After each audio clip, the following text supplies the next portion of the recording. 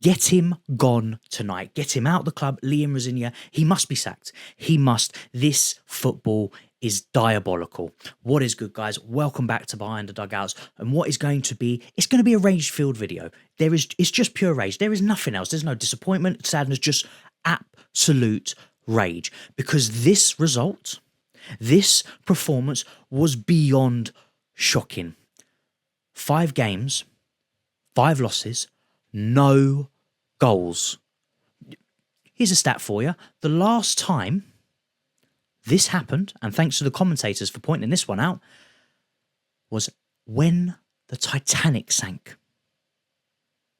This was the last time Chelsea went 5 losses without scoring a goal. So when I said a few videos ago that we're sinking faster than the Titanic, we're fucking doing it now, aren't we? We're past the Titanic. We have sunk further than the Titanic at this point. It is absolutely ridiculous. Now, in terms of the significance of sacking Rosinia, right? And in terms of how important of a part he plays into how shit we are, it's small. It's a very small, minute problem. But it's the only problem that can be fixed right now. Not tomorrow, not next week, right now. Because the owners, they need to leave. They need to be gone. But they're not going to go today. It's not happening. But what they can do is they can get this Muppet out who, he does not know or cannot handle a job of this size. He is out of his depth. There is clearly no identity there. Today, we've gone with a formation that we have used 2 or 3 times prior that has failed every single time we've used it. Every single time he's implemented this particular shape, this particular way, it has failed. Carabao Cup against Arsenal. We have been slapped up, bashed 3-0 by Brighton. This is supposed to be basically our B-side.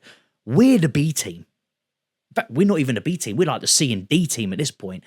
They have slapped us up and walked all over this, and he is completely out of his depth. Tactically, he got outshone. No shots on target.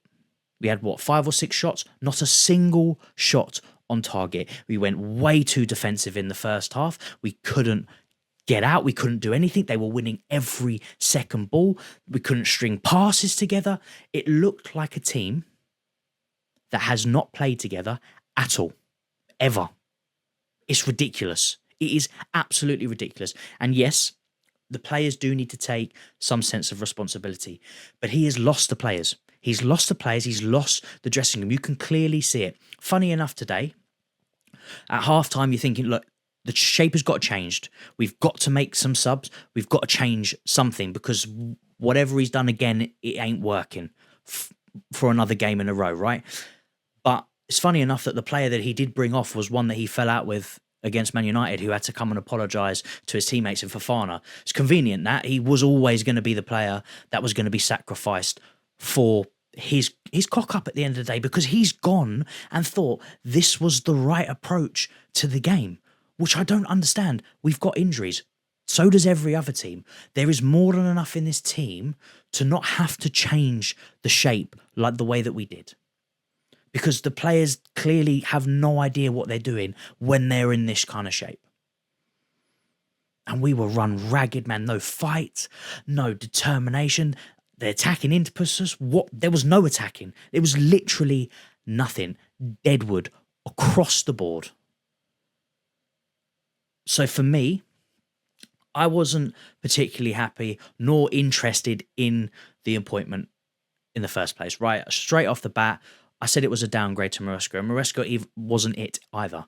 But Rosinia is a downgrade on him, and my God, has he shown it in every single aspect. He's not a great man manager because he's losing players left, right and centre. This is why players are coming out in international breaks saying what they're saying. It's not just because the ownership are terrible, because that is the biggest part of the problem. That is the main problem. But it's because the players are also losing in the faith in the manager's ideas, in the way, and you can see it in their faces, man. You can see it in their faces on the pitch, on the bench. You know, the players that have, you know, when Enzo Fernandez, he got his 2-match ban, he's freaking sitting there smiling in the stands. That pisses me off, because He doesn't care about the punishment because he doesn't respect the manager. He doesn't respect the manager because he also knows he's one of the better players. And if anyone's going to try and galvanize his team a little bit, it's going to be him. But they don't care. They don't respect the guy. And they play like it. They clearly play like it. I mean, you're watching the guy on the touchline. He's clapping his hands, telling. It's like no instructions, right? It's what I would hear from a Sunday league dad coaching some kids, right? It's go on, son, well done, go. That is literally his running commentary for 90 minutes. I barely hear any tactical instructions coming from him. And I understand there's not a mic right next to him, but when I do hear him, when it's loud enough, that's all I'm hearing. Clapping and well done. That is it. You know, he's passing his little love letters around during the game. Fair enough, trying to get some tactical instructions across. But he is so out of his depth. He is not ready for this kind of role. He is not ready at all. We are an absolute mess from top to the bottom, all the way. I've had enough. I've recorded this video before the game has ended because I can't watch it anymore. I could not watch another minute. And of course, Danny Welbeck's going to fucking score, isn't he?